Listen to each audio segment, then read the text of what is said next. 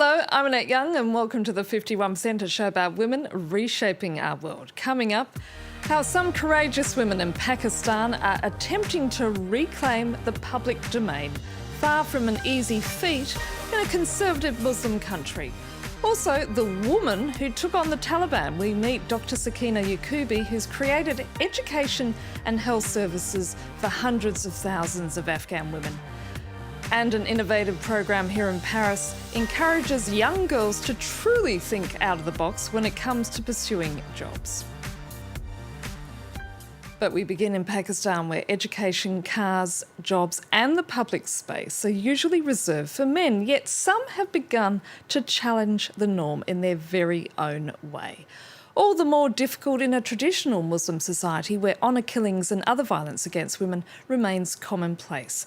Laurent Bestecker has the story. Every day at midnight, Zenit Irfan tiptoes out of her office. It's over 30 degrees outside, but she's buried in a large coat, drawing as little attention as possible. Zenit Irfan has a secret. She's one of the only women bikers in Pakistan. I have to make sure my posture and poise is all male, it's all masculine, to make sure that I don't grab any attention. But I enjoy it, I think it's okay, but I would love to be in a society where a woman can ride freely. No law technically prevents Irfan from driving, but in the conservative Islamic Republic of Pakistan, women are often bound by tradition. Many simply can't set foot outside if they're not accompanied by their husband, brother or father. Here, the streets belong to men. Yet some women have begun to challenge the status quo. Sanya Rajan's entire family was shocked when she announced her decision to go live in the city and work as a rickshaw driver. It's people, it's society that puts women down, and it makes them even less confident, even more fragile. Pakistani women have increasingly begun to work, study, and even go out for fun. When Zenit Irfan and her friends meet up for drinks at this popular cafe, their presence doesn't go unnoticed. Nobody said so, but women usually don't sit here. It's not for provocation, or probably they weren't trying to provoke anybody. I think it's more like the freedom of expression. And we also have freedom, like men do. It's a new and shocking sight for the men, and the cafe's owner can't hide his astoundment. In Pakistan, women don't usually come and go like this. Do women in your family come here? No, they're not allowed to sit here. It is not appropriate. Zenit Irfan is aware of the negative attention, but says she doesn't intend to change her habits. I always wear a helmet. They do think I am, you would say a whore, you can say, But I can see when a woman passes by how she craves to be also the space I have created in the public. But she cannot, because she has a brother and she has a husband, she has a father, and if she does so, she will be a victim of an acid attack. A movement called Girls at the Cafe has been gaining momentum in Pakistan, fighting prejudice, one cup at a time. Now, according to a recently released UNESCO report, the world will be 50 years late in reaching its global education commitments. The aim had been for every nation to offer universal primary education by last year, that being 2015. However, the UN body, which has been monitoring developments, has found only 64 countries managed to do as such. The bottom 20 countries for progress are all located in sub-Saharan Africa. Yet many rich countries are not on course either. No nations in Europe and North America are expected to achieve universal upper secondary completion by 2030. For instance, France will only achieve that by 2050. And who comes off worst in all of this? Women, of course. Now, Pakistan, as we saw there earlier, and Afghanistan are both countries you wouldn't normally associate with promoting education for women and girls, but we're about to meet one brave person who's been responsible for exactly just such. This despite repeated death threats. Joining me now from London is Nobel Prize nominee Dr Yacoobi. the founder of the Afghan Institute of Learning. Thank you so much for giving us some of your time. Now, a refugee yourself, you returned from the United States to establish a school in Peshawar, Pakistan, where there were many Afghan refugees. What made you leave a seemingly very comfortable life in America and go and do such a thing? Thank you very much for asking. I really felt it that this is something that I really want to do, because when I got the education in the United States, it's not only, it's built my resilience, it built my pride, it gave me dignity, it really helped me to really have a different standard of life, and also it helped me to help my family. It's also give me status in life, because I was a professor, I was teaching, I had a good life in the United States. So those are all come because of education. And I know that education is a skill that once you have it, you are sustained for life. And so that was always in my heart, in my brain, that I wanted to do the same thing for Afghanistan. But how did you survive in setting up these schools? You were coming up against the likes of the Taliban. Weren't you scared? Weren't you intimidated? Well, first of all, I do as what is my religion, my culture said. I'm a Muslim woman.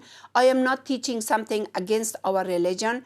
Yes, I teach school children, but the way I do it, it's not a threat to anyone, because first of all, we preserve our culture and tradition, and we were protected by the community. We were protected by the people of that village, because they know me and they trusted me. Once you build a trust between the people in the village, in the community, and you choose the teacher from their community, then you are okay.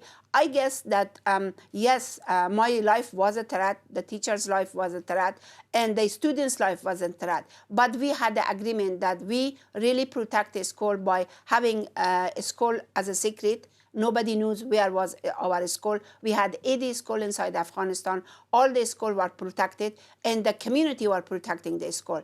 I imagine somebody would see you and wonder, how can a traditional Muslim woman who covers her hair support education for girls? Well, one thing that I really would like to share with the world, just wearing hijab is not going to stop you from gaining knowledge. It's our religion says that men and women are allowed, or they have the right to get education, as long as we are really preserving our culture and tradition and religion. The women and the girls of Afghanistan are smart as any other nation's women and girls. So they are thirst for education, and they are learning brilliantly. Today we have all kinds of knowledge available for girls and for women. Today, they know their right. They know that they are good citizens. They know the leadership. They know how to really have a sustainable life. They are earning money. They are traveling. They are doing business. And I think that their lifestyle change. And so they are not somebody who are submissive and sitting there and not doing anything. But despite some gains, we're still seeing a lot of incredible pushback in countries such as yours. For a baby Afghan girl who's born this year, what do you hope will be her future, say, 20 years from now? Well, I look for a wonderful future for that baby. Yes, we have a problem right now in Afghanistan. Still, we have a conflict. Still, every day there is a bombing, there is suicidal bomb, there is a kidnapping, there are a threat in Afghanistan. But also when you look at the advance that is taking place, the educational system is going forward. And also, before the girls are only finishing like 3rd or 4th grade in the state, they will not continue. Today, the girls are continuing their education. So I really look forward for that baby, and she or he will have a wonderful future. I really believe that Afghanistan has a wonderful future if the security is being taken care. Unfortunately, today, Afghanistan is not secure. If the security is taken care, we will go faster forward. I'm afraid we're going to have to leave it there, Sakena. Thank you so much. Thank you very much. Now, as we just heard, even France is lagging behind in meeting key education goals for girls. In addition, in some impoverished suburbs here in Paris, unemployment has reached nearly 27%. But an innovative program is encouraging young women to truly think outside the box when it comes to seeking work. The first move to finding a job is sometimes made on the dance floor. These young women came to look for their future dream profession. After a welcome warm-up, they talk about themselves. I like to communicate with people and help them. I like action. I hate routine. They discover all kinds of careers. Then they get to visit businesses. Many had never seen the inside of a factory. Among the work areas offered in this wrapping company, sales, client relations, and also logistics, a job they didn't even know existed. I was surprised in a good way. I didn't know so many women worked in logistics. Most of the girls had no idea women can do all kinds of jobs, a common problem for those who live in impoverished suburbs.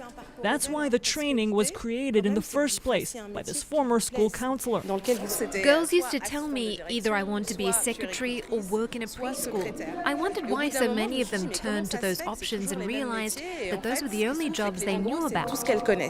The initiative has already had a real impact. It changed the lives of young women like Yusra Guja, who is now studying in a renowned school. The fact the training personnel listened to me and supported me helped me change my orientation.